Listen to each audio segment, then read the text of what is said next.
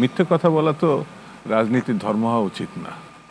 গঙ্গার পানি আছে সইজ দেয়া, তার প্রতি শ্রদ্ধা থাকা উচিত।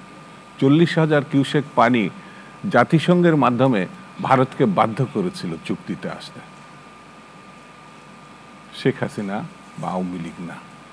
এটা মানে উনি এটা ওই 40-45,000 কিউসেক যে গ্যারান্টি ক্লোজ, এটা পরে উনি বাদ দিয়েছেন। যেমন এবার ওইটা আবার অনুমোদন করে নিয়ে আসলেন। পানি তো নাই।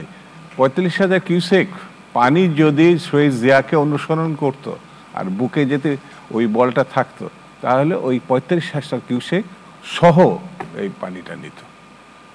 পানি আনছে গঙ্গার শহীদ জিয়া রহমান, বিএনপির প্রতিষ্ঠাতা, যিনি স্বাধীনতার ঘোষক, যিনি এর অনাঙ্গনে মুক্তিযোদ্ধা। মুক্তিযোদ্ধা তিনি গল্প শোনেননি, গল্প বলেননি, মুক্তিযুদ্ধে করেছেন তিনি। তিনি জেলখানার মধ্যে বসে আওয়ামী লীগ সন্দেহ পোষণ করে, আওয়ামী লীগ সবকিছুতে সন্দেহ পোষণ করে। জেলখানায় বসে যদি মুক্তিযোদ্ধার নেতা হওয়া যায়, তাহলে শহীদ জিয়া তো মুক্তিযুদ্ধের সম্রাট, মহাবীর। এটা অস্বীকার করলে বুঝতে হবে বাংলাদেশকে তারা অস্বীকার করছে। ওই যে যেমন সবকিছু উপঢৌকন হিসাবে আমি দিয়ে এসছি, শুনতে করিডোর দিচ্ছে, চীন এবং ভারতের যুদ্ধ ময়দানটাকে আমরা তৈরি করছি বাংলাদেশে, কেউ থাকতে পারবে না। এখন যে পরিস্থিতির দিকে আমরা যাচ্ছি, এই যে আপনার সাবেক পররাষ্ট্রমন্ত্রী, এই যে সিলেটের ভদ্রলোক, জি, উনি নিজে গিয়ে ভারতকে বলে এসছেন যে আমি একটা কথাই বলে এসছেন, তিনি স্বীকার করছেন, আমি বলে এসছি যে ভারতের প্রয়োজনে হলেও আওয়ামী লীগকে রাখা উচিত। এটা তো আমার কথা না, তাদের পররাষ্ট্রমন্ত্রীর কথা, সাবেক পররাষ্ট্রমন্ত্রীর কথা।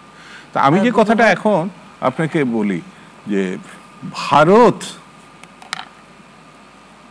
মুক্তিযুদ্ধে আমাদেরকে প্রতিষ্ঠিত করছে, এটা 30 লক্ষ শহীদের প্রতি অবমাননা কর। যখন আমরা বিজয়ের দ্বার প্রান্তে, তখন এই বিজয়কে আত্মসাৎ করার জন্যে তারা তড়িঘড়ি করে এই যুদ্ধ শেষ করছে। এই দাবি যদি করি, আমাদের ছেলেরা যুদ্ধ করছে, লুঙ্গি পরা দিয়ে, হাফ প্যান্ট পরা দিয়ে শুরু করেছিল, তখন কিন্তু তারা এসে লড়াই করে নাই। লড়াই যখন বিজয়ের দ্বার প্রান্তে, তখন এসছে। এমনকি আমার কোনো কমান্ডারকে চেয়ার পর্যন্ত দেওয়া হয়নি। এবং ভারত এখনো পর্যন্ত 16ই ডিসেম্বরে বাংলাদেশের স্বাধীনতা দিবস পালন করে না। তারা মুক্তিযুদ্ধে তারা বিজয় লাভ, তারা বিজয়ী হয়েছে এটা পালন করে।